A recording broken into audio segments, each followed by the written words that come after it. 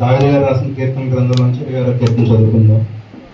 యెహోవా, నేను యథార్థవంతుడై ప్రవర్తించున్నాను, నాకు తీర్పు తీర్చుము. ఏమీ సందేహింపకుండా యెహోవా యందు నేను నమ్మకించి ఉన్నాను. యెహోవా, నన్ను పరిశీలించుము, నన్ను పరీక్షించుము, నా అంతరేంద్రియములు నా హృదయములో పరిశోధించుము. నీ కృప నా కనుల ఎదుట నుంచుకొనున్నాను. నీ సత్యము అనుసరించి నడుచుకొనుచున్నాను. పనికి మాలిన వారితో నేను సాంగత్యము చేయను, వేషధారులతో పొందు చేయను. దుష్టుల సంగము నాకు అసహ్యము, భక్తిహీనులతో సాంగత్యము చేయను. నిర్దోషులని నా చేతులు కడుగుకొందును. యెహోవా, నీ బలిపీఠము చుట్టూ ప్రదక్షిణ చేయుదును. అచ్చట కృతజ్ఞతాస్తుతులు చెల్లించుతును, నీ ఆశ్చర్యకర్మములు వివరింతును. యెహోవా, నీ నివాస మందిరమునకు నీ తేజో మహిమ నిలుచు స్థలమును నేను ప్రేమించున్నాను. పాపులతో నా ప్రాణమును చేర్చకము, నరహంతకులతో నా జీవము చేర్చకము. వారి చేతిలో దుష్కార్యములు కలవు, వారి కుడి చెయ్యి లంచముతో నిండి ఉన్నది. నేను యథార్థవంతుడినై నడుచుకుంటున్నాను. నన్ను విమోచించుము, నన్ను కరుణింపుము. సమభూమిలో నా పాదములు నిలిపి ఉన్నాను, సమాజంలో యెహోవాను స్తుతించుదను. వాక్యం చదివిన సోదరులకు వందనాలు. హెచ్కేల్ గారు వచ్చి ప్రార్థన చేయాలని కోరుతున్నాను.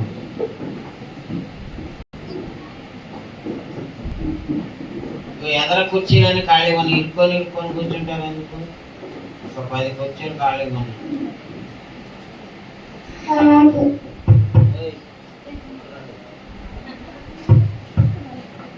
దయచేసి ఫోన్లు తీసుకొని వచ్చి ఆ గోళ్ళపై కూర్చొని ఆడుతున్నారు. మీ గురించి ఆ పక్కన వాళ్ళు చూసి మీ చర్చిలో వాళ్ళే ఇక్కడ కూర్చొని ఆడుతున్నారు, మీ చర్చిలో వాళ్ళే ఇక్కడ చూస్తున్నారు అంటున్నారు. దయచేసి ఆ పేరు రానియద్దు. చిన్నపిల్లలు ముఖ్యంగా చెప్తున్నా, పెద్దోళ్ళు కూడా అదే పని చేస్తున్నారు. అలా చేయొద్దు, పెద్ద పేరు తేవద్దు మనకి. అది ఫోన్లు తెచ్చడం జాగ్రత్తగా ఉంచుకోండి.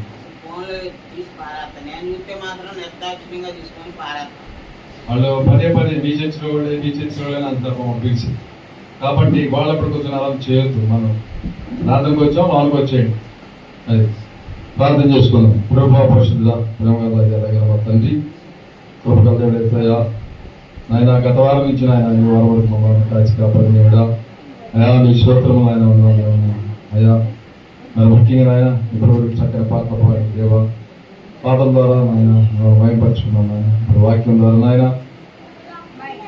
మాకు కావాల్సిన నాయన ఆత్మీయ ఆహారం నాయన నీ వాక్యం ద్వారా మాకు దయచేయమని, నీ వాక్యం ద్వారా నాయన మాతో మాట్లాడండి. నీ వాక్యం ద్వారా నాయన మాలో ఏదైతే లోపాలు ఉన్నాయో నాయన ఆ లోపాలను సరి చేసుకునే గొప్ప వాక్యాన్ని నాయన మా మీద కుమ్మరించండి. మరి ముఖ్యంగా నాయన మీ వాక్యానికి సిద్ధపడుతున్నట్టు బిడ్డలు మీరు ప్రత్యేకంగా జ్ఞాపకం చేసుకోండి. వారి ద్వారా నాయన మీరే మాట్లాడి మమ్మల్ని అన్ని విషయాలు జ్ఞాపకం చేసుకోమని, సమస్య వ్యతిరేకంగా మీరు బంధించమని, అన్ని విషయాలు నాయన మీరు మాకు తోడమని, మరి ఇంక రావాల్సిన బిడ్డలు నాయన వారందరూ త్వరగా రావడానికి సహాయం చేయమని, మేమందరం కూడా అయిన మరి సమయాన్ని పాటించే బిడ్డలుగా ఉండడానికి సహాయం చేయమని, మరి ముఖ్యంగా నాయన వర్షాలు లేవనైనా భయంకరమైన ఎండలైనా గాడుపులు లేవా రైతాంగం అంతా నాయన అలలాడిపోతున్నారు నాయన. కాబట్టి నాయన కనికరించండి, ఆయన దయ చూపించిన దేవ, వర్షాలు కోపడించండి. అన్ని విషయాల్లో మీరే మాకు తోడమని యేసుక్రీస్తు నామములో అడిగి వేడుకుంటున్నాం మా పరమ తండ్రి, ఆమేన్. మీ అందరికి వందనాలండి. దయచేసి వందనాలు చెప్పుకోవాలి. ఒకరు పక్కన ఉన్నాడు, సరే ఇంక ఉండొద్దు.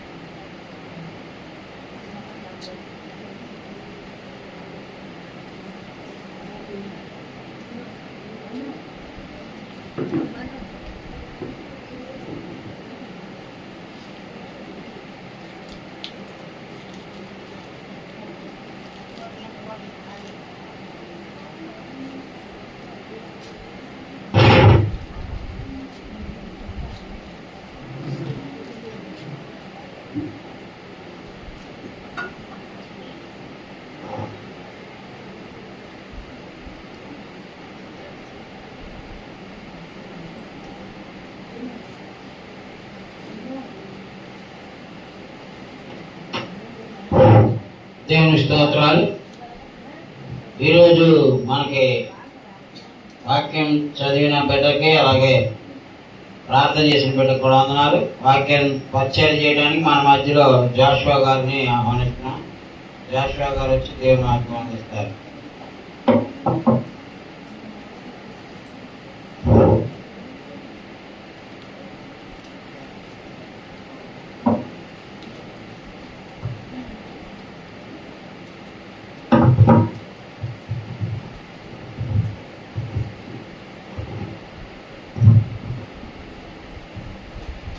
ముందుగా కూడి వచ్చిన మీ అందరికీ నాకు హృదయపూర్వక వందనాలండి. ఈరోజు చక్కటి అంశాన్ని మనం తెలుసుకోబోతున్నాం. అదేంటంటే, నేను తప్ప వేరొక దేవుడు నీకుండకూడదు. అది ఎన్నో ఆజ్ఞ అండి. ఎన్నో ఆజ్ఞ. మొదటి ఆజ్ఞ నిర్మాకాండము 20వ అధ్యాయము 3 నుంచి 6 వచనాలు చూసినట్లయితే మనకు తెలుస్తుంది. Page number 61.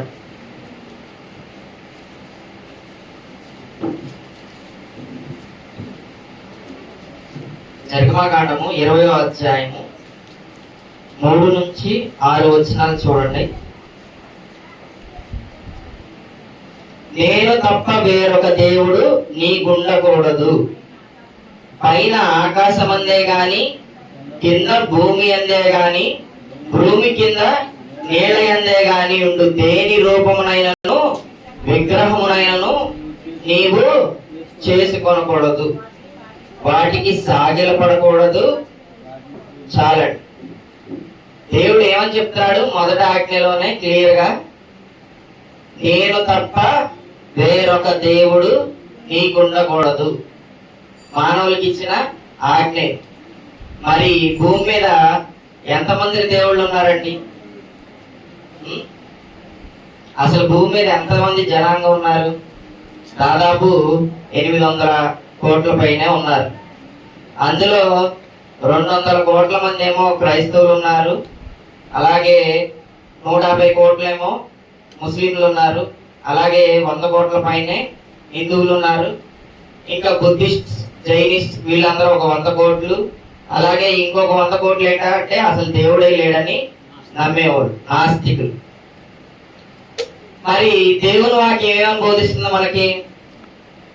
నేను తప్ప వేరొక దేవుడు నీకుండకూడదు అని చెప్తుంది. కానీ భూమి మొదలైన దగ్గర నుంచి దేవుడి కింద ఆరాధించబడుతూ ఎంతమంది ఉన్నారంటే దాదాపు 18,000 మంది ఉన్నారు. అలాగే తెలియని దేవతలు, దేవుళ్ళు అని చెప్పి కేవలం భారతదేశంలోనే 33 కోట్ల మంది ఉన్నారు. కానీ దేవుని వాక్యం మనకి ఏం చెప్తుంది? ఒక్కడే దేవుడు అని చెప్తుంది. నేను తప్ప వేరొక దేవుడు నీకుండకూడదు. పైన ఆకాశం అందే గాని, కింద భూమి అందే గాని, భూమి కింద నీళ్ళ అందే గాని. అంటే దేవుడు భూమి మీద కాదు అంటే మనుషులు ఏం చేస్తున్నారు? భూమిని కూడా పూజిస్తున్నారు. భూమి మీద ఉన్న దాన్ని పూజించమాకంటే చెట్లని, పుట్టలు అంటే భూమిని కూడా పూజిస్తారు. అలాగే నీళ్ళ యందు ఉండేదాన్ని దేని రూపాన్ని ఆయన ప్రేమించొద్దంటే సముద్రం అని చెప్పి సముద్రాన్ని కూడా పూజించేవాళ్ళు ఉన్నారు.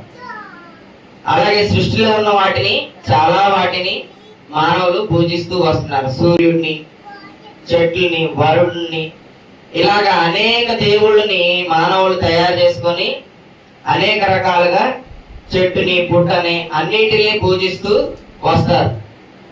ప్రతిమలు తయారు చేసుకొని పూజిస్తారు. కానీ దేవుడు ఏమని చెప్తున్నాడు క్లియర్ గా? ఆకాశం అందే గాని, కింద భూమి అందే గాని, భూమి కింద నీళ్ళ అందే గాని దేని రూపంనైనను విగ్రహమునైనను నీవు చేసుకొనకూడదు. విగ్రహాన్ని కూడా చేసుకోవద్దని చెప్తున్నాడు. కానీ క్రైస్తవులైన మనం ఏం చేస్తూ ఉంటాం? మనం కూడా యేసు ప్రభు విగ్రహాన్ని తయారు చేసుకుంటా ఉంటాం. శిలువ ప్రతిమను తయారు చేసుకుంటా ఉంటాం. మరియ మాతను తయారు చేసుకుంటా ఉంటాం.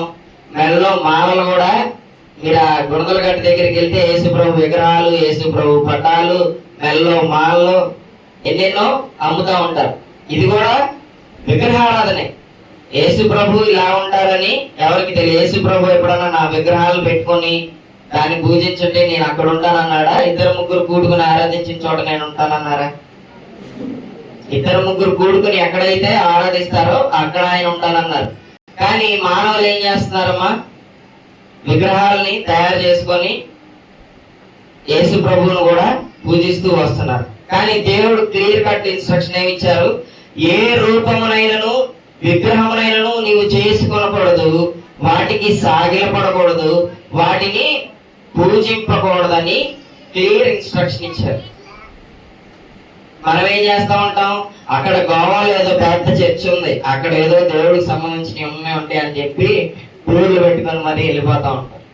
ఇశ్రాయేల్ దేశంలో యేసు ప్రభు వారు తిరిగిన ప్రదేశం అక్కడ చూడాలి, అక్కడ పెద్ద విగ్రహాలు ఉన్నాయని చెప్పి వెళ్ళిపోయి వాటికి నమస్కరించుకొని అక్కడ నుంచి ఏదో ఆ యోర్దాను నదిలో వాటర్ ఏదో గొప్ప జలం అన్నట్టు తీసుకొచ్చి ఇక్కడ అమ్మేవాళ్ళు కూడా ఉన్నారండి. ఇదంతా ఏంటి? ఒక రకమైన విగ్రహారాధనే. దేవుని కాకుండా అసలు విగ్రహారాధన అంటే ఏంటి? దేవునికి మానవుడికి మధ్యలో ఏదన్నా వచ్చిందనుకోండి, అది విగ్రహారాధన. దేవుడు ఏం కోరుకుంటున్నాడు? మానవుడు దేవునికి ప్రాధాన్యత ఇవ్వాలి, నేను తప్ప వేరొక దేవుడు ఉండకూడదని చెప్తున్నారు కదా. మనం దేవుడు కాకుండా మధ్యలో ఏది పెట్టినా సరే అది ఒక విగ్రహం కింద లెక్క, విగ్రహారాధన కింద లెక్క. అలాగే దేవుడు ఎలాంటి దేవుడు? 5-6 వచనాలు చూద్దాం.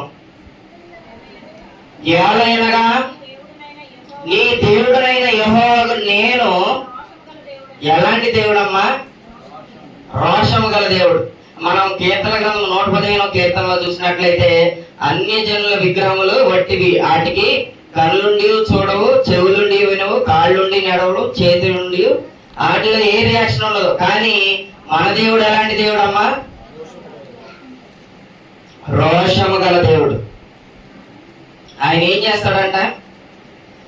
నన్ను ద్వేషించు వారి విషయంలో 3-4 తరముల వరకు తండ్రుల దోషమును కుమారుల మీదకి ఏమా ఏం చెప్పాడు దేవుడు? నన్ను ఎవరైతే ద్వేషిస్తారో నన్ను ద్వేషించే వారి మీదకి 3-4 తరం వరకు. నేను ఒక్కడిని ద్వేషించాను అనుకో, నాతో వదిలిపెట్టాడు దేవుడు.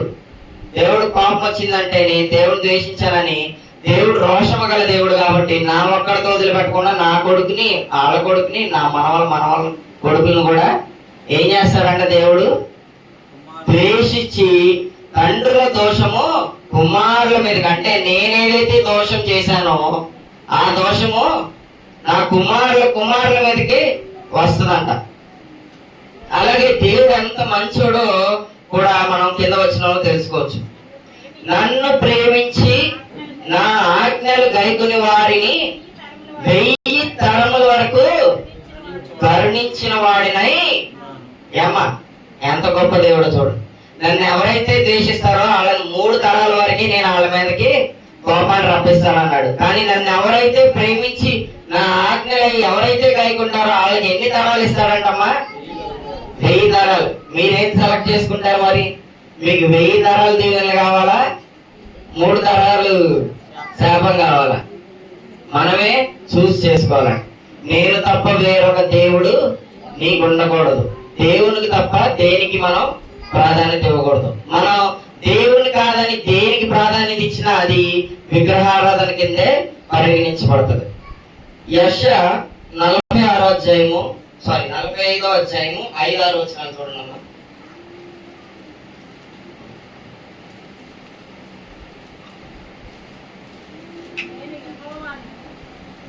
నేను యెహోవాను, మరి ఏ దేవుడును లేడు. Page number 607. నేను తప్ప ఏ దేవుడును చదవడం. తూర్పు దిక్కు నుండి పడమట దిక్కు వరకు నేను తప్ప ఏ దేవుడును లేడని జనులు తెలుసుకున్నట్లు నీవు నన్ను ఎరుగుకుండినప్పటికీ నిన్ను సిద్ధపరిస్థితి. యెహోవాను నేనే, నేను తప్ప మరి ఏ దేవుడను. ఏమా దేవుడు ఎంత క్లియర్ గా చెప్తున్నాడు? తూర్పు దిక్కు నుండి పడమట దిక్కు వరకు నేను తప్ప ఏ దేవుడు లేడని జనులు తెలుసుకోవాలని చెప్పి ఈయన ఎరుగక మునికే ఈయన సిద్ధపరుచుకున్నాడంట. ఏం చేశాడమ్మా దేవుడు? సిద్ధపరుచుకున్నాడు. సువార్త ప్రకటించడానికి సిద్ధపరుచుకున్నాడు. తూర్పు దిక్కు నుంచి పడమర దిక్కు వరకు ఏ దేవుడు లేడు. కానీ మానవులు ఎన్ని దేవుళ్ళు తయారు చేసుకున్నారో చూద్దాం మనం. యెషయా 46వ అధ్యాయము 9వ వచనం కూడా చూడండి అమ్మా ఒకసారి. దేవుడు తన గురించి తాను ఏం చెప్పుకుంటున్నారో చూద్దాం. చాలా పూర్వమును జరిగిన వాటిని జ్ఞాపకం చేసుకుని దేవుడను నేనే, మరి ఏ దేవుడును లేడు. నేను దేవుడను, నన్ను పోలినవాడు. ఏమా కొంతమంది ఏం చెప్తా ఉంటారంటే దేవుడు ఒక్కొక్క యుగంలో ఒక్కొక్క రూపంలో వస్తా ఉంటాడు, రూపాలు మార్చి వస్తా ఉంటాడు అని చెప్తారా లేదు? విన్నావా? దేవుడు ఒక్కొక్కసారి ఒక్కొక్క అవతారాన్ని ఎత్తుతాడు. దేవుడు ఒక్కొక్క రూపంలో వస్తాడు, దేవుడు రూపాలు మార్చుకొని వస్తాడు అని చెప్పి చెప్తా ఉంటారు. ఇలాంటి వాళ్ళ గురించే దేవుడు ఏం చెప్పాడంటే, నేను దేవుడను, నన్ను పోలిన వాడు అంటే ఆయన ఒక్కడే దేవుడు. ఇంకా నన్ను పోలిన వాడు కానీ, నన్ను సిమిలర్ కానీ, నాతో ఈక్వల్ కానీ ఏ దేవుడు లేడు. కొంతమంది ఏమంటారు, అన్ని దేవుడు సమానం, అందరూ మంచిదే, అందరూ మంచిగా కోరుకుంటున్నారు. దేవుడు రూపాలు మార్చుకొని వివిధ రకాలుగా వస్తా ఉంటాడని చెప్పి మభ్యపెట్టి తప్పుదారిలో నడిపించడానికి ప్రయత్నిస్తూ ఉంటారు. కానీ దేవుడు క్లియర్ గా ఏం చెప్తున్నాడు? నేనే దేవుడును, నన్ను పోలే వేరే దేవుడు కూడా లేడు. సో మనం క్లియర్ కట్ గా ఒక స్టాండర్డ్ మనకి దేవుడు ఇచ్చేసాడు. ఒకటే స్టేట్మెంట్, నేను తప్ప వేరొక దేవుడు నీకు ఉండకూడదు, లేడు, నన్ను పోలినవాడు ఎవడును లేడు. కానీ మానవులు ఎంత తెలివితేటలు మీరిపోయారంటే కొత్త కొత్త దేవుళ్ళు తయారు చేసుకుంటా వచ్చేసారు. అపోస్తలుల కార్యములు 17వ అధ్యాయము 22 నుంచి 25 వచనాలు చూడండి. క్రొత్త నిబంధన పేజ్ నెంబర్ 120 అండి.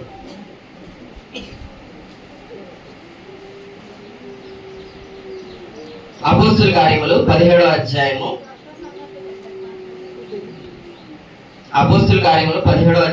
22 నుంచి పౌలు అరేపకు మధ్య నిలిచి చెప్పినదేమనగా, ఏదెన్ సువారులారా, మీరు సమస్త విషయముల్లో అతి దేవతా భక్తి గలవారై ఉన్నట్టు నాకు కనబడుచున్నది. ఈ ఏదెన్ సువారులు ఎలా ఉన్నారంట? భక్తి కాదంట వాళ్ళకు ఉన్నది, అతి దేవతా భక్తి. ఇంకా వాళ్ళు చేసినట్టు భక్తి ఎవరో చేయలేరు అన్నంత గొప్పగా చేసుకుంటున్నారంట భక్తి. చదవండి 23వ వచనం. నేను సంచరించు ఈ దేవతా ప్రతిమలను చూచుచుండగా ఒక బలిపీఠము నాకు కనబడెను, దాని మీద తెలియబడని దేవునికి అని వ్రాయబడి. ఏమని రాశారంట? మనుషులు ఎంత తెలివితేటలు మీరిపోయారంటే, అమ్మో మనం ఈ దేవుడిని పూజిస్తున్నాం, ఆ దేవుడిని పూజిస్తున్నాం, అసలు నిజమైన దేవుడు ఇంకెవరైనా ఉన్నారో మనకి ఏమైనా తెలియకోకుండా మనం వేరే దేవుడిని పూజిస్తున్నాం అని చెప్పి, తెలియబడని దేవుడు ఎవరైనా ఉన్నారని చెప్పి దానికి కూడా బలిపీఠం చేసి కింద తెలియబడని దేవుడు అని చెప్పి రాసి దాన్ని కూడా పూజిస్తున్నారట. అలాంటి అతి భక్తి అంటే ఇదే. మరి అతి దేవతా భక్తి గలవారై ఇలాంటి పనులు చేస్తున్నారంట. చదవండి 24వ వచనం చదవండి. కాబట్టి మీరు తెలియక దేని యందు భక్తి కలిగి ఉన్నారో దానిని మీకు ప్రచురపరుచున్నాను.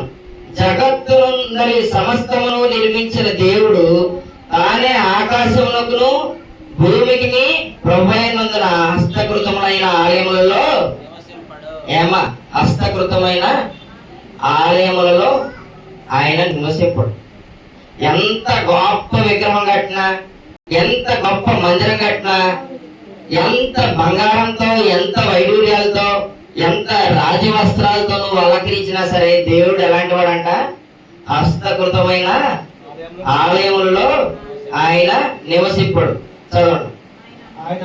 ఆయన అందరికీ జీవమును ఊపిరిని సమస్తమును దయచేవాడు కనుక తనకి ఏదైనా కొదుకు అయినట్టు మనుషుల చేతుల చేత, మనుషుల చేతులతో సేవిస్తే దానితో ఆయన సేవింపబడవాడు కాడు. ఆయన దేంతో సేవిస్తే ఆయన అంగీకరిస్తాడు? హృదయంతో ఆయన్ని సేవించాలి. మనుషుల చేతులతో నువ్వేదో పెట్టేసి, నువ్వేదో వండేసి, నువ్వేదో రకరకాల బంగారాలు ధరించి, పాలు పోసి, ఇంకేదో చేసి, ఇంకేదో గొప్ప గొప్పగా చేస్తే ఆయనకి సంతోషం కలిగితా? మనుషుల చేతులతో సేవింపబడే దేవుడు కాడు ఆయన. నిజమైన దేవుడు, అదృశ్యుడు, అద్వితుడగు, సర్వశక్తిమంతుడైన, రోషము కలిగిన దేవుడు. కాబట్టి మనం ఏం చేయాలి? నేను తప్ప వేరొక దేవుడు నీకు లేడన్న ఆజ్ఞని ఖండితంగా ఫాలో అవ్వాలి. అలాగే ద్వితీయోపదేశకాండము 4వ అధ్యాయము 23 నుంచి 24 వచనాలు చదవండమ్మా. Page number 149. నీ దేవుడైన యెహోవా నీకు ఏర్పరిచిన నిబంధనను మరచి, నీ దేవుడైన యెహోవా నీకు ఆజ్ఞాపించినట్లు ఏ స్వరూపము కలిగిన విగ్రహమునైనా చేసుకొనుకున్నట్లు, ఏమా ఏ స్వరూపానైనా సరే మనం చేసుకోకూడదంట, జాగ్రత్త పడాలంట. ఇంకా చదవండి. ఏలైనగా నీ దేవుడైన యెహోవా దహించు అగ్నియు. అదండి, మనం ఎలా పడితే అలా ఆయన ఆరాధించి, ఎలా పడితే అలా కలగాపురం బిస్మిల్లాబాద్ అన్నాం అనుకో, ఏమవుతుంది? అందరి దేవుడు సమానమే, ఎవరి దేవుడు వాళ్ళకు ఉంటాడండి, ఎవరి మతం వాళ్ళకి గొప్పదండి అనే భావన ఇతరులకు ఉంటదేమో కానీ క్రైస్తవులకి ఉండకూడదు. క్లియర్గా ఉండాలి మా. ఎందుకంటే దేవుడు రోషము కలిగిన దేవుడు. ఆయన ఇచ్చిన ఆజ్ఞ ఏంటి? నేను తప్ప వేరొక దేవుడు నీకు ఉండకూడదు. సో నువ్వు ఏ విగ్రహాన్నైనా నువ్వు చేసుకోకూడదు, ఏ భూమి మీద ఉంటే ఏ ప్రతిమనైనా నువ్వు నొక్కకూడదు. నువ్వు హృదయంతో దేవుణ్ణి ఆరాధించాలి. అపోస్తుల కార్యములు 19వ అధ్యాయము 24 నుంచి 27 వచనాలు చూడండి అమ్మా. పేజ్ నెంబర్ 122 కొత్త నిబంధన. ఎలాగనగా ఒక కంసాలి ఏ ప్రతిమను చేసుకోవద్దని దేవుడు చెప్తుంటే, ఇక్కడ ఒక కంసాలి ఏం చేస్తున్నాడమ్మా? అర్తెమీ దేవికి వెండి గుళ్ళను చేయించడం వలన ఆ పని వారికి మిగులు లాభము. ఏమా ఏం చేస్తున్నాడమ్మా ఈ మనుషుడు? వెండి గుళ్ళను చేయించడం వలన ఆ పని చేసే వాళ్ళకి మిగులు లాభం అని చెప్పి కొత్త కొత్త దేవుళ్ళని, కొత్త కొత్త విగ్రహాలని, కొత్త కొత్త గుళ్ళని కడతాడంట ఈ కంసాలి. చదవండి 25వ వచనం. అతడు వారిని అట్టి పని చేయు ఇతరులను గుంపు కూర్చి, అయ్యలారా ఈ పని వల్ల మనకు జీవనము బహు బాగుగా జరుగుతున్నదని మీకు తెలియదు. ఏమని చెప్తాడు? మనం ఈ విగ్రహాలని, కొత్త కొత్త దేవుళ్ళని, కొత్త కొత్త గుళ్ళని, వెండి గుళ్ళని కడతంటే మనకి ఈ పని బాగా సాగుద్ది, మనుషులందరూ నమ్ముతారు, మనకి ఇంకా లాభం వచ్చి పడుద్ది, దీనివల్లనే మన జీవితం కొనసాగుద్ది, జీవనం కొనసాగుద్ది అని చెప్పి వాళ్ళందరినీ పోగేసి చెప్తున్నాడు. అయితే చేతులతో చేయబడిన దేవతలు కావని ఈ పౌలు చెప్పి, చేతులతో చేయబడినవి దేవతలు కావు, నువ్వే తయారు చేసుకున్నావు. వాటిలోకి ఎక్కడి నుంచి వస్తుంది? ఇది మోడర్న్ ఐడియలిజం అన్నమాట. అంటే ఏంటంటే మనమే ఒక ప్రతిమను తయారు చేసుకొని, దాన్ని మనం బాగా బంగారంతో రెడీ చేసుకొని, దాన్ని బాగా చక్కగా సరి చేసుకొని, మనమే దాంట్లోకి ఇంకేదో వచ్చి శక్తి వచ్చి పడిద్ది అని చెప్పి possession of idealism of possession అని చెప్పి ఉంది. అంటే మనం దేన్నైతే బాగా గొప్పగా చేసుకుని తయారు చేసుకుంటాం, దానిలో ఏదో ఒక శక్తి వచ్చి దాంట్లో నిలుస్తుంది.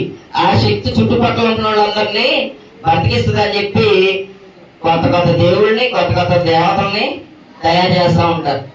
పొట్లు అమ్మ అని చెప్పి మైలవరంలో పొట్లు అని చెప్పి ఆ దేవతకి గొర్రె పొట్టలు బలిచ్చి కానుకలు సమర్పించి అంత విందు చేస్తే గాని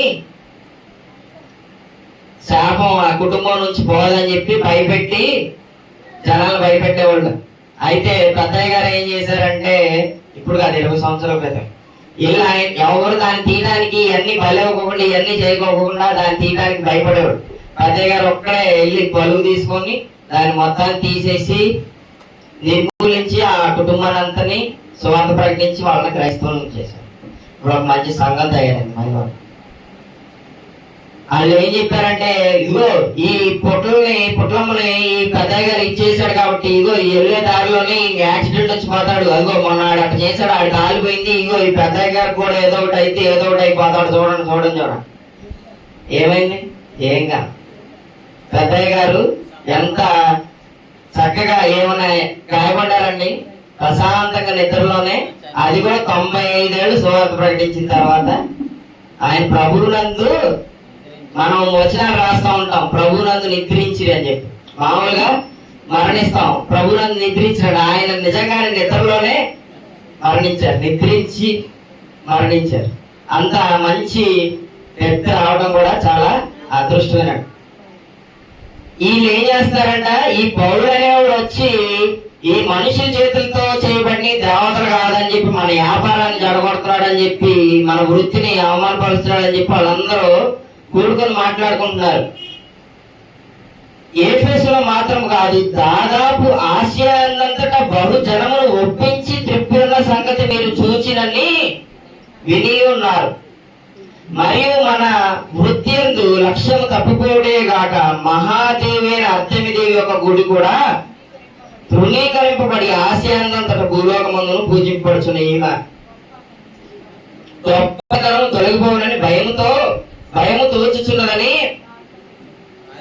పౌలు గారు సువార్త ప్రకటించి ఆసియాందంతట్లో ఈ దేవతలు తయారు చేసుకుని పూజించే వాళ్ళందరినీ మారుస్తున్నాడు, అందరికి నిజం చెప్తున్నాడు, నిజమైన దేవుడి గురించి చెప్తున్నాడు, సత్యవంతమైన దేవుడి గురించి చెప్తున్నాడు అని చెప్పి వీళ్ళు భయపడి వీళ్ళు ఏదైతే దేవతని అర్థమే దేవుడికి తయారు చేశారో ఆమెకున్న ఉనికి తగ్గిపోతుంది, ఆమెకున్న గొప్పతనం పోతుంది అని చెప్పి వీళ్ళు భయంతో వణికిపోతున్నారు అన్నమాట.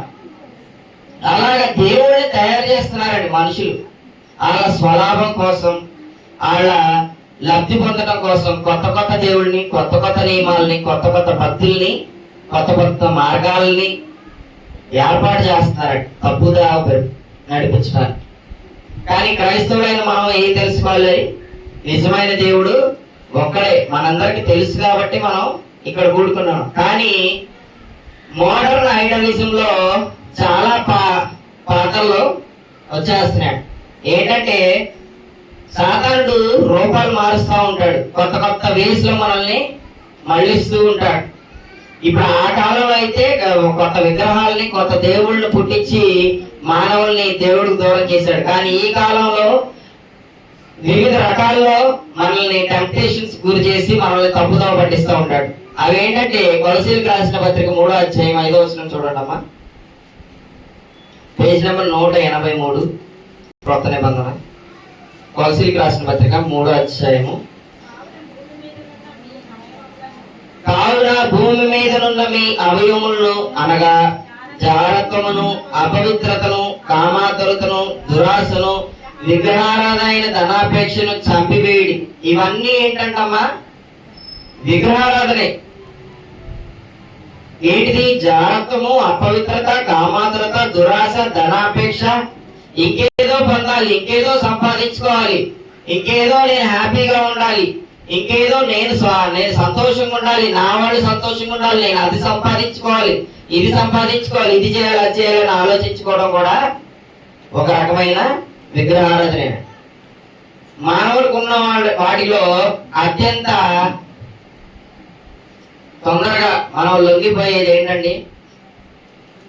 విగ్రహారాధనలో దేనికైనా మనం ఈజీగా టెంప్ట్ అవుతామంటే అది ఫుడ్. దేనికైనా ఆశపడతామో లేదో తెలియదు, కానీ తొందరగా స్మెల్ వచ్చేస్తే ఆశపడతాం లేదా? ఫుడ్ ఆకలేసింది అనుకో ఎవడేది పెట్టినా తినేస్తాం. మనకి తినాలనిపించింది అనుకో మన పిల్లల పక్షులకు కూడా వెళ్ళి భోజనం చేసేసి వస్తూ ఉంటారు. మనం దానికోసం, ఆహారం కోసం గుర్తుపడతారా లేదా మనుషులు? అలాంటి మానవుడి గురించి ఒక వ్యక్తి గురించి మనం తెలుసుకుందాం. ఆదికాండము 25వ అధ్యాయము 29 నుంచి 34 వచనాలు చూడండి, పేజ్ నెంబర్ 20. 25వ అధ్యాయము 29 నుంచి 34 అండి. ఒకనాడు యాకోబు కలగూర వంటకము వండుకొనుచుండగా ఏశావు అలసిన వాడై పొలముల నుండి వచ్చి, నేను అలసి ఉన్నాను, ఆ ఎర్రగానున్న దానిలో కొంచెం దయచేసి నాకు పెట్టమని అడిగిన. అందుచేత అతని పేరు ఏదోము అనబడింది. అందుకు యాకోబు, నీ జ్యేష్ఠత్వము నేడు నాకిమ్మనడుగా. ఏశావు, నేను చావబోతున్నాను కదా, జ్యేష్ఠత్వము నాకెందుకు అనేను. యాకోబు, నేడు నాతో ప్రమాణం చేయమని. అతడు యాకోబుతో ప్రమాణం చేసి, ఏమా జ్యేష్ఠత్వం హక్కు దేనికోసం అమ్ముకున్నాడమ్మా? పొట్టకూటు కోసం. పొట్టకూటు కోసం జ్యేష్ఠత్వము అమ్మేసుకున్నాడు. ఎవరు? ఏశావు. ఎవరికి అమ్ముకున్నాడు? తమ్ముడికి అమ్మేసుకున్నాడు. తమ్ముడు చక్కగా రుచిగా స్మెల్ వచ్చేటట్టు మంచి టేస్టీ ఫుడ్ వండాడు. ఎప్పుడు బాగా అలసిపోయి నేను చావబోతున్నానన్న సిచ్యువేషన్ లో ఏం చేశాడు? నువ్వు నాకు ప్రమాణం చెయ్యి. మామూలుగా అయితే నేను చచ్చిపోతున్నాను, జ్యేష్ఠత్వం నాకెందుకు అని చెప్పి అన్నం పెట్టు, ముందు తినడానికి పెట్టు అన్నాడు. లేదు, నువ్వు నాతో ప్రమాణం చెయ్యి అని చెప్పి ప్రమాణం చేయించుకున్నాడు. ఇది కూడా ఒక రకమైన విగ్రహారాధన. తిండి కోసం మనం కొన్నిసార్లు లొంగిపోతా ఉంటాం, అవునా కదా? పిలిచారు, అక్కడ వాళ్ళ ఇంటికి వెళ్దాం, అనిల్ ఇంటికి వెళ్తాం, వాళ్ళు ఏది పెడితే తింటా ఉంటాం. అది కూడా ఒక రకమైన విగ్రహారాధన. ఇక్కడ ఇశ్రాయేలీలు కూడా అలాగే ఏమైపోయారండి? తిండి కోసం సాగు తెచ్చుకున్నారు. సంఖ్యాకాండం 11వ అధ్యాయం చూడండమ్మా, పేజ్ నెంబర్ 119. సంఖ్యాకాండము 11వ అధ్యాయం 4 నుంచి 6 వచనాలు చూడండి. ఆకాశం నుంచి దేవదూతలు తినే మన్నాన్ని కురిపిస్తే దేవుడు వీళ్ళేమంటున్నారంట? 11వ అధ్యాయం 5వ వచనం సంఖ్యాకాండం. వారి మధ్య ఉన్న ఇసరి జనము ఐగుప్తులో మేము ఉచితముగా తినిన చేపలను, కీరకాయలను, దోసకాయలను, కూరాకులను, ఉల్లిపాయలను, తెల్లగడ్డలను జ్ఞాపకం వచ్చుతున్నాయి. ఆకాశం నుంచి దేవదూతలు తినే మన్నా కురిపిస్తే వీళ్ళకేమవుతున్నాయంట? ఉల్లిపాయలు, కూరగాయలు జ్ఞాపకం అవుతున్నాయంట. దోసకాయలు, ఉల్లిపాయలు, తెల్లగడ్డలను మాకు జ్ఞాపకం వచ్చున్నాయి. ఇప్పుడు మా ప్రాణం సమస్య లేదు. ఈ మన్నా కాక మా కన్ను లేదుట మరి ఏమీ లేదని చెప్పుకోవచ్చు. ఇక్కడ మాకు ఈ ఎడారిలో మన్నా తప్ప మాకు ఇంకేం తినడానికి లేదు, అక్కడైతే మాకు ఉల్లిపాయలు, దోసకాయలు అన్నీ ఉండేయని చెప్పి దొరకడం సరగడం మొదలు పెట్టారు. ఏమంటున్నారు? ఇంకా దేవదూతలు తినే ఆహారాన్ని కామెంట్ చేస్తున్నారు. ఈ మన్నా కొత్తిమీర గింజల వల్లే ఉండేను, చూపునకు అది బోరం వల్లే ఉండు, ఇవన్నీ కొత్తిమీర గింజలు లాగా ఉన్నాయి, మాకు తినడానికి రుచిగా లేదని చెప్పి మోషేని ఏం చేశారు? బాగా ఇబ్బంది పెట్టేశారు. మాకు అక్కడైతే ఆహారం బాగుండేది, మమ్మల్ని అక్కడి నుంచి ఇక్కడ తీసుకొచ్చే ఎడారిలో సంపుతున్నాం, తినడానికి తిండి లేక, తాగడానికి మంచి మాంసం, తినడానికి మాంసం లేక, తాగడానికి సరైన నీళ్లు లేక మమ్మల్ని ఇబ్బంది పెట్టేస్తావు నువ్వు అని చెప్పి మోషేని ఇబ్బంది పెడితే మోషే ఏమంటున్నాడు? 14 వచ్చిన స్టార్టింగ్ లో చూడమ్మా. తినుటకు మాకు మాంసం ఏమని అడుగుతున్నారు, ఈ సమస్త ప్రజలను ఒంటిగా మోయవ నా వలన కాదు, అది నేను భరింపలేని భారము. నీవు నాకిట్లు చేయదాల్సిన నన్ను చంపే అని చెప్పి దేవుడిని అడుగుతున్నాడు మోషే గారు. ఈ భారం నేను మోయలేకపోతున్నాను, వీళ్ళు మాంసం అడుగుతాను, నేను ఎక్కడి నుంచి తెచ్చేది? ఈ భారం నా మీద మోపే కన్నా నన్ను చంపేయ్యా దేవుడా అని చెప్పి అంటున్నాడు మోషే. అంత టార్చర్ పెట్టారు. దేనికోసం? మొక్క కోసం. తినడానికి మాకు మాసి మాసి మాసి అంటే ఏడు నుంచి వస్తాయి ఏడాదిలో. అంతమంది జనాలు ఏమన్నా ఓ 10 మంది 1 కిలో తీసుకొచ్చి వండేసి సర్లే పోండి ఓ పాడ ఆదివారం తినాలి అనుకుంటా. ఎన్ని లక్షల మంది రండి? ఓన్లీ ఏజ్ వాళ్ళు కౌంట్ చేస్తేనే దాదాపు 6 లక్షల పైనే ఉన్నారు. మరి ఇంకా మిగతా వాళ్ళందరికీ అంతమందిని ఎక్కడి నుంచి మాంసం తేగలడు? ఈ మనుషులు కోసుకొని తినాలి, అక్కడ మాంసం పెట్టాలి. కానీ వీళ్ళేంటి మాకు మాంసం కావాలంటే 18 వచ్చిన చూడండి, దేవుడు అవకాశం ఇచ్చాడు. నీవు ఈ జనులను చూసి ఇట్లను మిమ్మల్ని మీరు రేపటి పరిశుద్ధపరచుకోండి, మీరు మాంసం తిందురు, యెహోవానట్లు ఏడ్చి మాకు ఎవరు మాంసం పెట్టెదరు? ఐగుప్తులో మాకు బాగానే జరిగిందని మీరు ఏమా ఆయన అక్కడ ఏడుస్తూ ఉంటారు. మేము బతుకులు బతకపోతున్నాం, మాతో వెట్టి చాకరీ చేస్తున్నారు, మాతో బానిసత్వం చేస్తున్నారు, ఈ శ్రమలు మేము మా వల్ల కాదు అని దేవా మమ్మల్ని బానిసత్వం నుంచి విడిపించాయి. కానీ ఆ ఆత్రాలు దేవుడికి వినపడేటట్టు ఎడితే దేవుడు మోషేని పంపించారు. మోషేని పంపించి ఇప్పుడు ఏమంటున్నారు? మాకు అక్కడే మాంసం చక్కగా దొరికేది, ఐగుప్తులో మాకు బాగానే జరిగిందని చెప్పుకుంటారని ఏమని చెప్పుకుంటున్నారమ్మా? ఐగుప్తులో మాకు ఉల్లిపాయలు దొరికాయి, దోసకాయలు దొరికాయి, అన్ని దొరికాయి, అక్కడ మాకు మాంసం కూడా ఉండే, తినడానికి బాగుండేదని ఇప్పుడు చెప్పుకుంటున్నారు. అప్పుడేమో ఏడ్చారు, ఇప్పుడు తినడానికి కొద్దిగా మాంసం తక్కువ అయ్యేసరికి అక్కడ మాకు ఐగుప్తులోనే చక్కగా మాంసం దొరికేదని చెప్పి కొనుక్కుంటాం మొదటి. యెహోవా మీకు మాంసం ఇచ్చును, మీరు తిందురు. ఒక్క దినము కాదు, 2 దినములు కాదు, 5 దినములు కాదు, 10 దినములు కాదు, 20 దినములు కాదు, 1 నెల దినము వరకు, అనగా అది మీ నాసికారంధ్రములో నుండి వచ్చి మీకు అసహ్యము పుట్టు వరకు దాన్ని ఎక్కడ ఇచ్చాడమ్మా దేవుడు. మనం 1 రోజు తింటాం, 2 రోజులు తింటాం, ప్రతిరోజు ఉంటారులే మొక్కలందు మొక్క దగ్గర బ్యాచ్. కానీ ఈయనకి ఏం చేశాడంటే 1 రోజు కాదు, 5 రోజులు కాదు, 10 రోజులు కాదు, నెల రోజులు, అనగా మీ నాశకారం అంటే మీ గొంతులోంచి ఆ పుల్లు వాసన మీద మీకు ఆ మాంస వాసన మీద మీకు అసహ్యం పుట్టేంత వరకు మీకు మాంసాన్ని కురిపిస్తానని చెప్పి దేవుడు చెప్పాడు. మీకు అసహ్యం పుట్టే వరకు దాన్ని తిందురు. ఏలైనగా మీరు మీ మధ్యలో యెహోవాను నిర్లక్ష్యం చేసి ఆయన సన్నిధిని ఏడ్చి ఐగుప్తుల నుండి ఎందుకు వచ్చితం అనుకుంటారు, ఐగుప్తుల నుండి ఎందుకు వచ్చామని చెప్పి ఆ మాంసం కోసం, ఆ కూరగాయల కోసం కకృతిపడి వీళ్ళు అలా ఆలోచించారు. కాబట్టి దేవుడికి కోపం రగులుకుందాం. దేవుడు 31వ వచనంలో చూసినట్లయితే ఆకాశం నుండి సముద్ర పూరేలను రప్పించి వాళ్ళ ఉన్న ప్రదేశంలో పాలెంలో పడేటట్టు చేశాడు. వాళ్ళందరూ సమకూర్చుకున్నారు, బాగా తిందాం అని చెప్పి ఫుల్ గా దండిచ్చాడు దేవుడు. దేవుడు కోపం ఊరుకుంటాడా? దేవుడు ఎలాంటి దేవుడు? రోషము కలిగిన దేవుడు.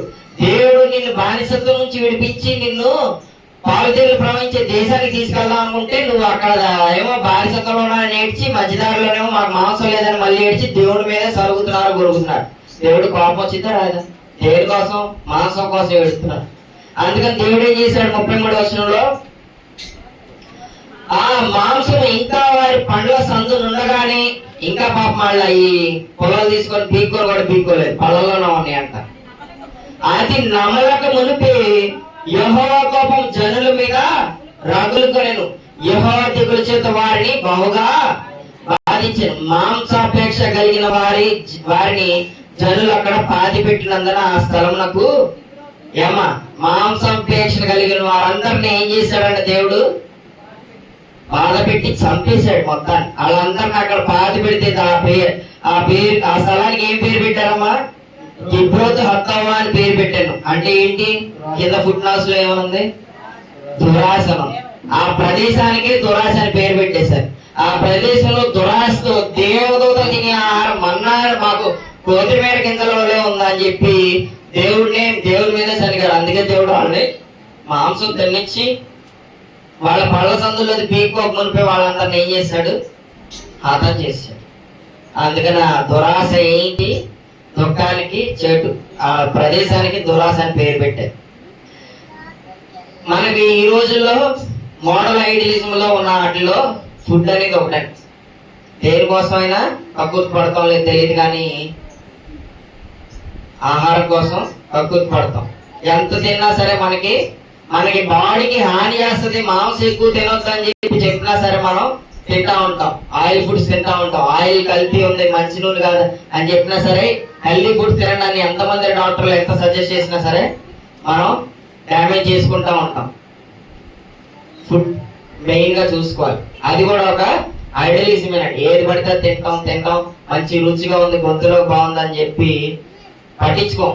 అది కూడా వన్ కైండ్ ఆఫ్ ఐడియలిజమే. ఫుడ్ కోసం దేవుణ్ణి కూడా సాక్రిఫైస్ చేసి దేవుణ్ణి కూడా దూషించిన వాళ్ళు. అలాగా మనం ఉండకూడదు.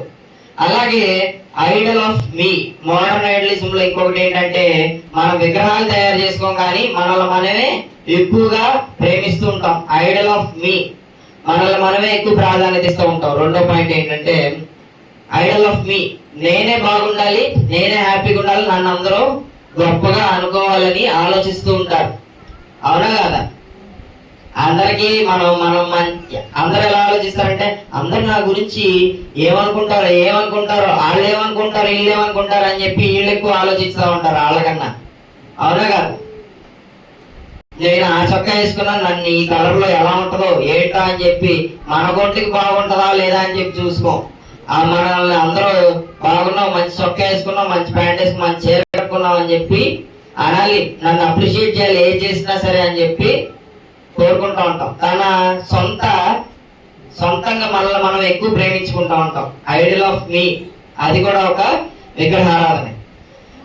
ఈ సెల్ఫీ అనేది 1839లో కనిపెట్టాడు. సెల్ఫీ దిగుతూ ఉంటారు, ఇలా ఇలా రెడీ చేసుకోగానే అన్ని చూసుకొని సెల్ఫీ దిగుతూ ఉంటారు.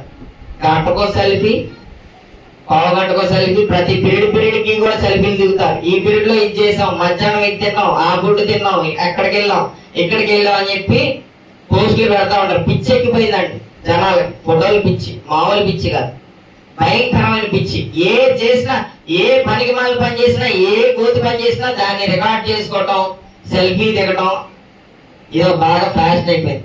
ఇది 1839లో రాబర్ట్ కార్నెల్స్ అనే వ్యక్తి కనిపెట్టాడంట. తన సొంత కెమెరాతో 1839లో ఫోటో తీసుకున్నాడు. ఇప్పుడు దానికి స్టిక్లు లేకపోతే చేతికి తగిలించుకొని దిగేవి కూడా వచ్చేసినాయి. Variety machine. సెల్ఫీ పిచ్చి బాగా ఎక్కువైపోయింది. ఎంత భయంకరం అంటే సెల్ఫీ దిగడం కోసం కొండ చివరి నుంచొని ఫోటో దిగుతా కూడా కొండ మీద నుంచి పడి చచ్చిపోయాడు. ఇంకా ట్రైన్ వస్తుంటే ట్రైన్ తో పాటు సెల్ఫీ దిగాలని ట్రైన్ పక్క నుంచి ఒక కుర్రోడు ఫోటో దిగి ఏమైపోయాడు, ట్రైన్ లాగేసిద్దిగా ఆ వేగానికి ట్రైన్ కింద పడి చచ్చిపోయాడు. ఆకాశం నుంచి ఫ్లైట్ లో నుంచి దూకి ఈ పారాషూట్స్ ఉంటాయి కదా, వాటితో కూడా సెల్ఫీ వీడియోలు తీసుకుంటూ చచ్చిపోయిన వాళ్ళు కూడా చాలా ఉన్నారు. అంత పిచ్చి పట్టేస్తున్నాయి. సెల్ఫీలు పిచ్చి, గేములు పిచ్చి. అసలు ఒక వ్యక్తికి 3 పిల్లలు ఉన్నారంట. ఆ గేమ్స్ ఆడుతూ వీడియో గేమ్స్ లో లాస్ట్ టాస్క్ ఏంటంటే బిల్డింగ్ మీద నుంచి దూకడం అంట. 3 పిల్లలు సారీ డాడీ, మేము ఈ గేమ్ లో లాస్ట్ టాస్క్ అచీవ్ అవడం కోసం వెళ్తున్నాం, సారీ డాడీ అని చెప్పి బిల్డింగ్ మీదకి ఎక్కి 3 పిల్లలు ఒకేసారి దూకి చచ్చిపోయింది. అంత పిచ్చి పెరిగిపోయింది. సెల్ఫీలు పిచ్చి, ఫోన్లు పిచ్చి, ఇంకా అనేక రకమైన సోషల్ మీడియా పిచ్చి, స్టేటస్లు పిచ్చి. ప్రతిదీ ఏ చేసినా సరే, ఏ పనికి మనల్ని పని చేసినా సరే ముందు స్టేటస్ పెట్టాలి. అవసరమా? నువ్వేం చేస్తున్నావు? జనాలకి అంత ఖాళీగా ఉన్నారా ఏంటి? నువ్వేం చేస్తావు? ప్రతి పిచ్చి పని స్టేటస్ పెడతావు, మళ్ళీ దానికి ఒక పాట. అంత అవసరం లేదండి. నువ్వు స్టేటస్ పెట్టి మళ్ళీ 5 నిమిషాలకు ఒకసారి చూసుకుంటా ఉంటావు, నా స్టేటస్ ఎంతమంది చూసారా అని చెప్పి. అంత పిచ్చి ఏంటండి? ఇది కూడా సెల్ఫ్ లవింగ్ అనేది కూడా ఒక ఐడియలిజం. అవసరం లేదు మనకి. మన జీవితాల్లో ఏం జరుగుతుందని ఇతర వాళ్ళకి, వేరే వాళ్ళకి తెలియాల్సినంత అవసరం ఉంది. గంటకి స్టేటస్లు అప్లోడ్, గంటకి ఫోటోలు దిగటం, ప్రతిదీ సోషల్ మీడియాలో పెట్టడం, ఇంత అవసరం లేదు. ఇదంతా కూడా దేని కింద వస్తుందంటే ఐడియలిజం ఆఫ్ మీ అనే దాని కింద వస్తుంది. మనల్ని మనం ఎక్కువ ప్రేమించుకుంటూ ఉంటాం, మనల్ని మనం ఇతరులు బాగా మనం గొప్పగా చూడాలని కోరుకుంటూ ఉంటాం. ఇది కూడా ఒక రకమైన విగ్రహారాధనే. దీనికి మనం ఒక ఉదాహరణ ఏంటంటే మొదటి రాజులు 21వ అధ్యాయం 1 నుంచి 3 వచనాలు చూడండి. మనం ఏదైనా కోరుకున్నామంటే అది జరగాలని చూస్తా ఉంటాం. మొదటి రాజులు 21వ అధ్యాయము 1 నుంచి 3 వచనాలు చూడండి అమ్మా.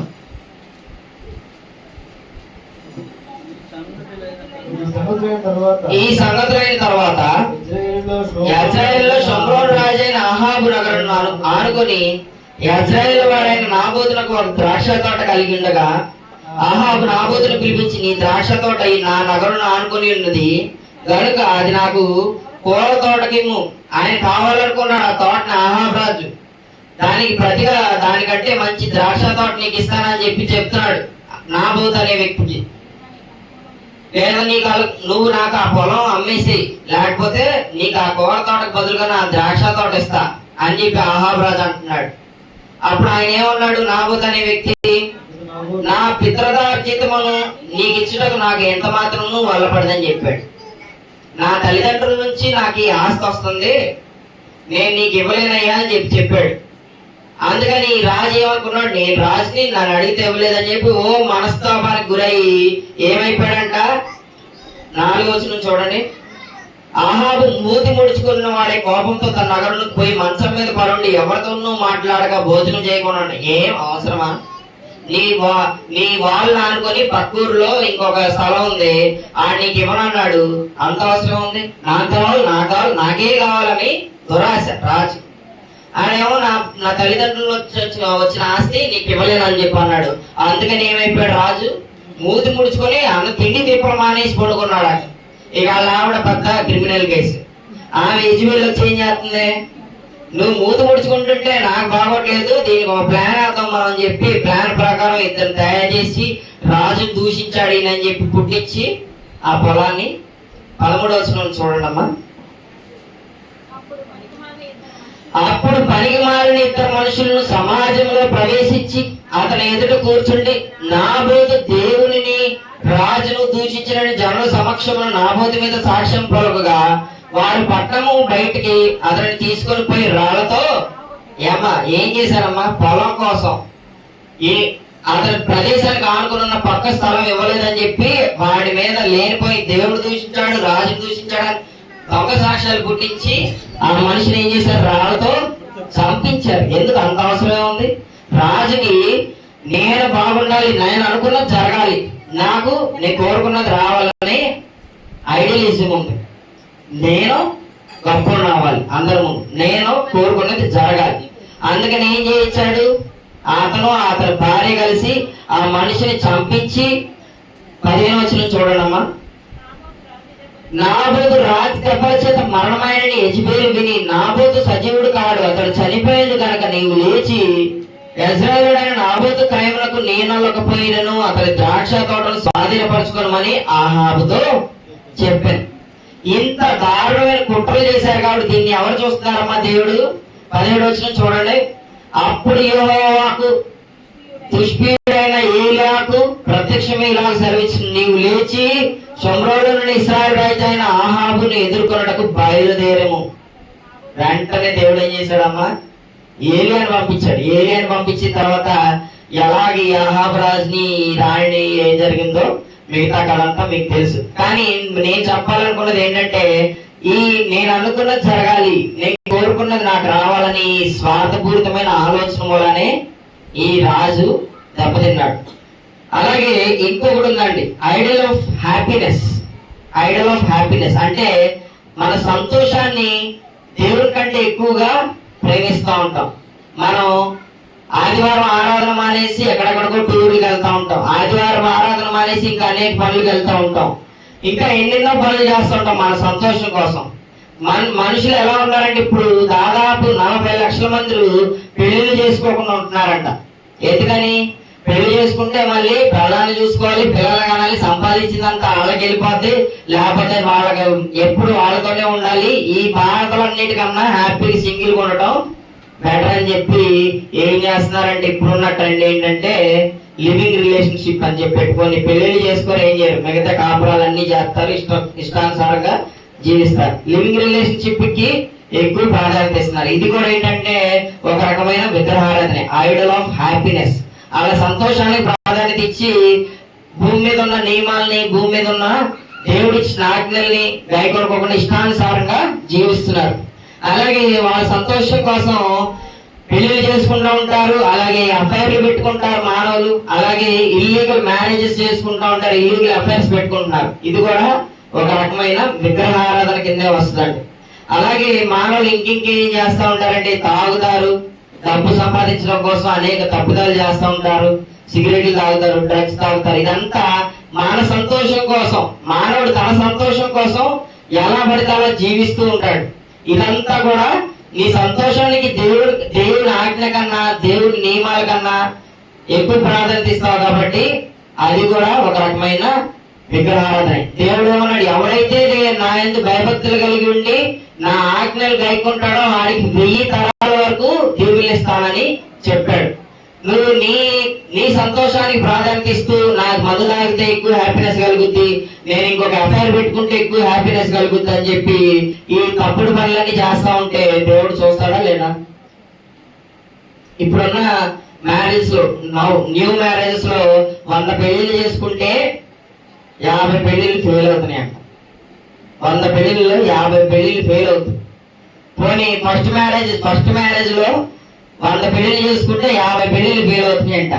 ఫస్ట్ మ్యారేజ్ ఫెయిల్ అయింది కదా అని సెకండ్ మ్యారేజ్ చేసుకుంటే సెకండ్ మ్యారేజ్ లో పర్సంటేజ్ పెరిగిపోయింది, 50% కాస్త 60% వెళ్ళిపోయింది. 100 సెకండ్ మ్యారేజ్ జరిగితే అందులో 60 ఫెయిల్ అవుతున్నాయి అంట. ఇదంతా ప్రస్తుతం ఉన్న పరిస్థితి. అలాగే సెకండ్ మ్యారేజ్ లో కూడా నాకు హ్యాపీనెస్ లేదు, నా మొగుడు బాగాలేడు, నా కళ్ళం బాగాలేదు, అది అందంగా లేదు, నాకు ఇంకొకరు కావాలని చెప్పి దానికి కూడా డైవర్స్ ఇచ్చి ఆయనకు కూడా డైవర్స్ ఇచ్చి మూడో పెళ్లి చేసుకున్న వాళ్ళు థర్డ్ మ్యారేజ్ లో ఫెయిల్యూర్ రేట్ ఎంతో తెలుసా? 73%. ఫస్ట్ బాగాలేదని చెప్పి సెకండ్ చేసుకుంటే ఫస్ట్ దేమో 50%, సెకండ్ పెళ్లి చేసుకుంటే సెకండ్ దేమో 60%కి వెళ్ళిపోయింది, థర్డ్ చేసుకుంటే థర్డ్ దేమో 73%. అంటే నీ సంతోషం కోసం నువ్వు తప్పు మీద తప్పు చేసుకుంటా ఫెయిల్ అవుతూనే పోతావు తప్ప సంతోషానికి ఏమైనా గ్యారంటీ ఉందమ్మా? ఇప్పుడు ఉంటది కొంచెంసేపు సంతోషం, తర్వాత ఉంటుందా? ఉండదు. ఎస్తేరు గ్రంథము 5వ అధ్యాయం 9వ వచనం చూడండి, పేజ్ నెంబర్ 417 అండి.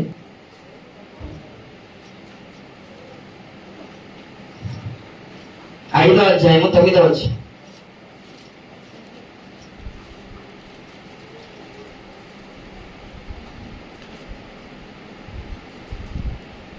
చదవనమ్మా 9వ వచనం, పేజ్ నెంబర్ 410. ఆ దినముందు హామాను సంతోషించి మనోల్లాసము గలవాడై బయలుదేరేటప్పుడు ఎలా ఉన్నాడంటమ్మా? ఆ రోజు సంతోషంతో ఉన్నాడట. హామాను సంతోషించి మనోల్లాసము గలవాడై ఆ రోజు పాపం బయలుదేరాడు. బయలుదేరేటప్పుడు హ్యాపీగానే ఉన్నాడు, సంతోషంగానే ఉన్నాడు, మనోల్లాసం గలవాడయ్యాడంట. కానీ రాజకుమారుడు ఉన్నాడు, మొద్దకై తను చూచి అతడు లేచి నిలవకి కదలకు ఉన్నందున మొద్దకై బహుగా అప్పుడు బాగా ఉన్నాడు, సంతోషంగా ఉన్నాడు, మనోల్లాసం కలవాడాయి. ఎప్పుడైతే మొద్దకి పట్టించుకోలేదని ఆలోచించడం మొదలెట్టాడో అప్పుడేమైంది? కోపం పెరిగిపోయింది. సంతోషం కాస్త ఏమైపోయింది? వితిన్ ఫ్యూ డేస్, అదే వితిన్ ఫ్యూ అవర్స్ లోనే కోపం. ఆ కోపం ఏం చేసింది? అతన్ని ఏదో హాని చేయాలని చెప్పి, ఏదో కుట్రలు పన్ని లేనిపోయి అని చెప్పి ఏం చేయాలన్నాడు? మొదటికైనా ఉరికో ఎక్కించాలని చెప్పి ప్లాన్ వేశాడు. లాస్ట్కి ఏమైంది? ఆ ఉరికోలో ఎవరు మరణించారు? ఆ మనిషి. ఎవరైతే ఉన్న సంతోషాన్ని కావు, ఏదో ఒక ప్రలోభం కోసము, ఏదో ఒక దురాశ కోసము ఇతరులను హాని చేయాలనుకుంటారో, ఇతరులకి బాధ పెట్టాలనుకుంటారో, దేవుడు ఏం చేస్తాడు? సెల్ఫ్ హ్యాపీనెస్ కోసం చెయ్యని చెడ్డ పని లేదండి మానవుడు. వాళ్ళు హ్యాపీగా ఉండాలని చెప్పి దొంగోడు కూడా ఏం చేస్తాడు? దొంగతనం చేస్తే నాకు ఇంకేదో లేనిది వచ్చింది, ఇంకా డబ్బు సంపాదించుకోవచ్చు, ఇంకా బంగారం వచ్చింది అని చెప్పి కష్టపడటం మానేసి ఏం చేస్తాడు? దొంగతనం చేస్తాడు. కానీ అదే తెచ్చిపెట్టింది పోలీసులు పట్టుకుంటే లాడి దెబ్బలో జైలు శిక్ష. సొంత హ్యాపీనెస్ కోసం చెడు అలవాట్లకి అలవాటు పడి డ్రగ్స్ కి వీటికి బానిసైపోయి పిల్లలు ఎంతమంది నాశనం అయిపోతున్నారండి. హ్యాపీనెస్ కోసం బైక్ బాగా స్పీడ్ గా తోలుకొని వెళ్ళిపోయి ఎంతమంది యాక్సిడెంట్లకు గురవట్లేదు? ఎంతో మంది రండి. హ్యాపీనెస్ బాగుండాలి, సంతోషం ఫుల్. బైక్ స్పీడ్ తోలితే, ఫుల్ స్పీడ్ తోలితే ఏమొస్తుందమ్మా? హ్యాపీనెస్ వస్తుంది. కానీ చిన్న యాక్సిడెంట్ అయితే చావు కూడా వస్తుంది. మనం తెలుసుకోవాల్సింది ఏంటంటే నిజమైన దేవుడు ఒక్కడే ఉన్నాడు, ఆయనకి మనం మొదటి ప్రాధాన్యత ఇవ్వాలి. మన సంతోషం కోసము, మన స్వార్థం కోసము, మన ఆశల కోసము ప్రాధాన్యత ఇచ్చి మనం ఏం చేసినా సరే అది విగ్రహారాధన కిందే వస్తుంది. లోకాసు వార్త 12వ అధ్యాయము 16 నుంచి 21 వచనాలు చూడండి.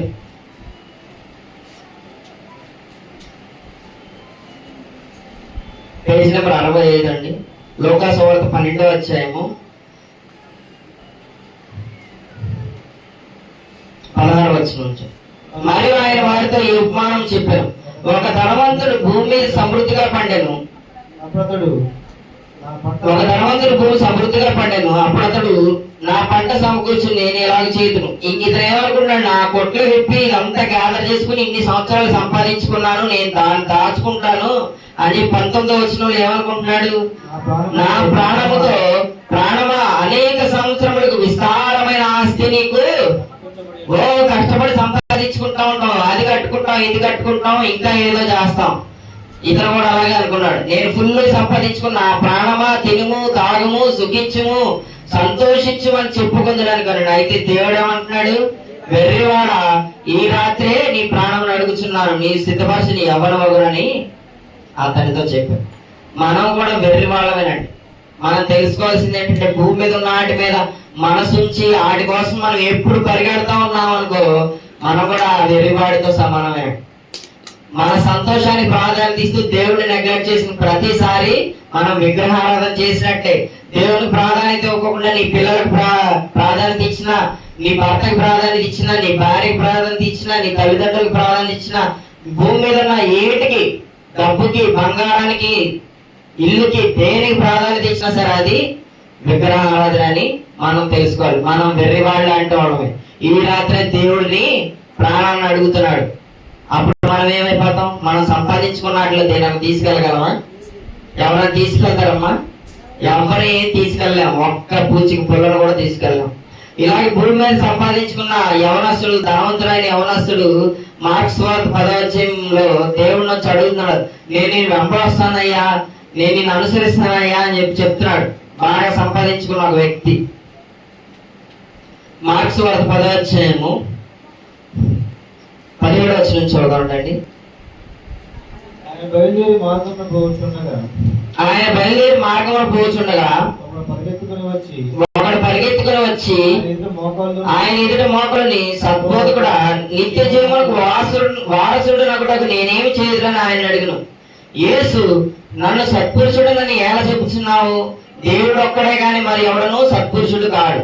నరహత్య చేయవద్దు, వ్యభిచరింపవద్దు, దొంగలవద్దు, అబద్ధ సాక్ష్యం పలకవద్దు, మోసపుచ్చవద్దు, నీ తల్లిదండ్రులు సన్మానించుము అను ఆజ్ఞలు నీకు తెలియను కదా అని అతనితో చెప్పాను.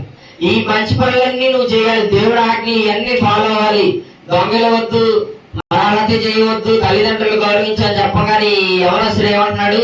అందుకు అతడు, బోధకుడా, బాల్యము నుండి ఇవన్నీ అనుసరిస్తూనే ఉంటేనని చెప్పాను. ఇవన్నీ ఆజ్ఞలన్నీ నేను చిన్నప్పటి నుంచి గైకొంటూనే వచ్చానయ్యా అని చెప్పి దేవుడు చెప్తున్నాడు.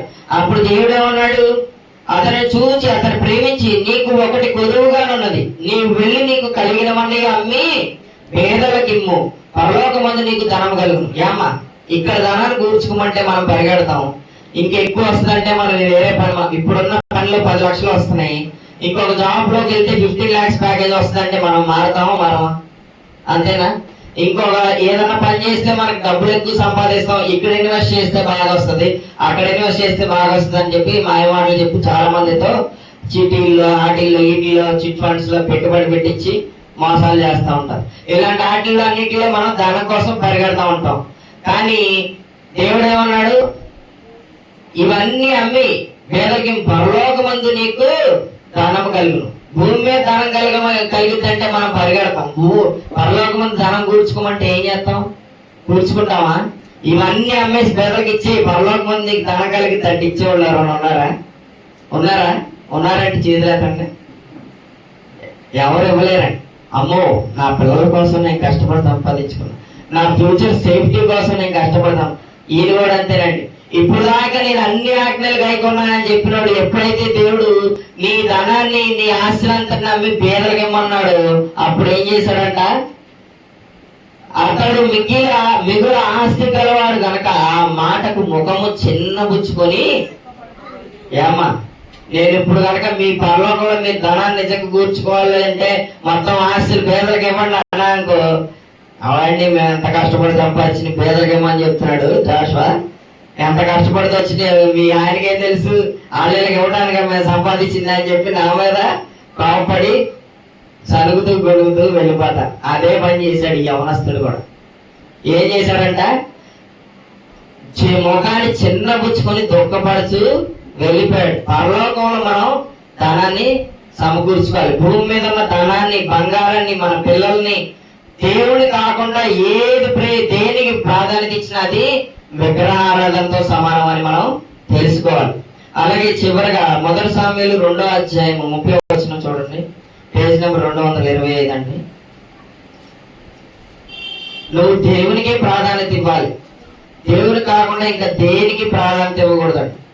1 సాముయేలు 2వ అధ్యాయం 30వ వచనం చూడండి.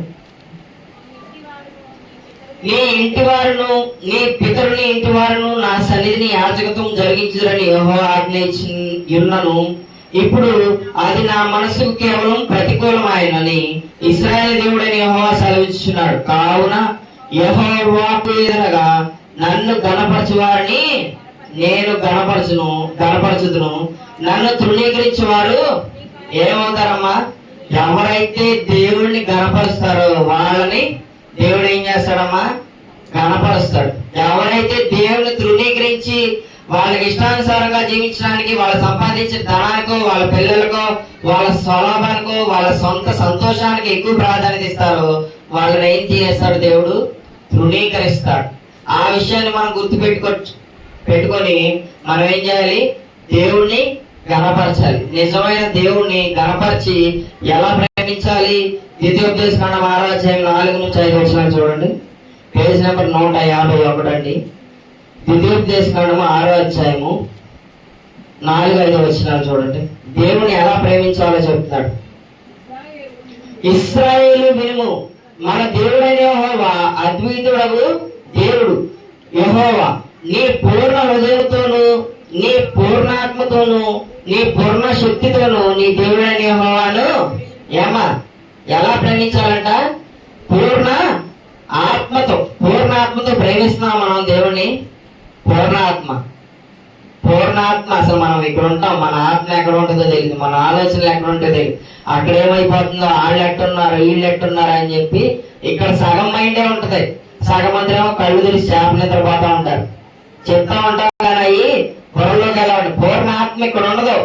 కళ్ళు తెరిచి చెప్తానే ఉంటారు, కానీ ఒక్కటి కూడా బుర్రలోకి వెళ్ళదు, చేప నిద్రపోతా ఉంటారు. పూర్ణాత్మతో, ఇంకా పూర్ణ శక్తితో, పూర్ణ మనస్సుతో నీ దేవుడైన యెహోవాను పూర్ణ హృదయంతో ప్రేమించాలి. నువ్వు పూర్ణంగా ప్రేమించాలి, సంపూర్ణంగా ప్రేమించాలి. సగం కాదు. ఏదో వచ్చాము, ఆదివారం 2 గంటలు కూర్చున్నాం, వెళ్ళాము అన్నట్టు ఉండకూడదండి మన భక్తి. నిజమైన దేవుడిని మనం ఎరుగున్నాం కాబట్టి పూర్ణ హృదయంతో, పూర్ణ మనస్సుతో, పూర్ణ ఆత్మతో దేవుణ్ణి మనం ప్రేమించాలి. అప్పుడే మనం ఏమవుతామా? మనం ఆయన కనపరిస్తే మనల్ని ఆయన కనపరుస్తాడు, మనం ఆయన తృణీకరిస్తే మనల్ని ఆయన తృణీకరిస్తాడు. దేవుణ్ణి ప్రేమించే వారికి, ఆయన ఆజ్ఞలు గైకొన్న వారికి ఎన్ని తరాల వరకు దీవెనలు ఇస్తానన్నాడు దేవుడు? 1000 తరాల వరకు దీవెనలు పొందాలనుకుంటే దేవుణ్ణి కనపరచండి. లేదు అనుకుంటే 3 తరాల వరకు, తండ్రి చేసిన తప్పులకి, వాళ్ళ దోషాలకి 3 తరాల వరకు దేవుడు శాపాన్ని ఇస్తానన్నాడు. కాబట్టి నిజమైన దేవుడు ఎవరో మనం తెలుసుకుని ఉన్నాం. కాబట్టి ఈ మధ్యలో ఈ మోడర్న్ ఐడియాలిజం, మన సొంత సంతోషం, మన సొంత ఆలోచనల కోసం, మన సొంత ప్రయారిటీస్ కోసం దేవుడిని ఎప్పుడు మనం అశ్రద్ధ చేయకూడదు.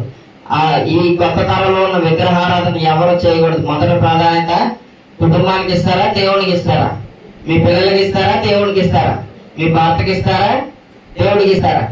పతి దేవుడు అండి, పతి కూడా దేవుడే అంటారా? దేవుడికి ఇవ్వాలి. దేవుడి తర్వాతే ఎవరైనా సరే, దేవుడి తర్వాతే దేనికైనా సరే మనం సమయాన్ని కేటాయించాలి, మన శ్రమని కేటాయించాలి. పూర్ణ మనసుతో, పూర్ణ హృదయంతో, పూర్ణ ఆత్మతో దేవుడిని ప్రార్థిస్తారని, భక్తి జీవితం నడిపిస్తారని నేను కోరుకుంటున్నాను. ఇంతవరకు వాక్యం నా హృదయపూర్వకంగా. జాషువా గారు మంచి అంశాన్ని ఎన్నుకున్నారండి. ఆయన బైబిల్ క్యారెక్టర్స్ గురించి చెప్తా ఉండేవారు. అబ్రహాము, నోవాహు, చాలా యోహానా. ఈసారి మంచి సబ్జెక్ట్ని డీల్ చేశాడు. నిజానికి నాకంటే ఆయనే బాగా చెప్తున్నాడు అనిపిస్తుంది. ఆశీర్వాదం గారు అన్నాడు, నువ్వు వచ్చే వారం డాడీ బదులు ఉండయ్యా అన్నాడు. ఆయన్ని దేవుడే నిలబెట్టి వాడుకున్నాడు. దేవుని స్తోత్రం. రండి, శ్యామ్ గారు నడిపిస్తారు ప్రభురాత్రి భోజన కార్యక్రమాన్ని. అందరం వందనాలు చెప్తాం జాషువా గారికి.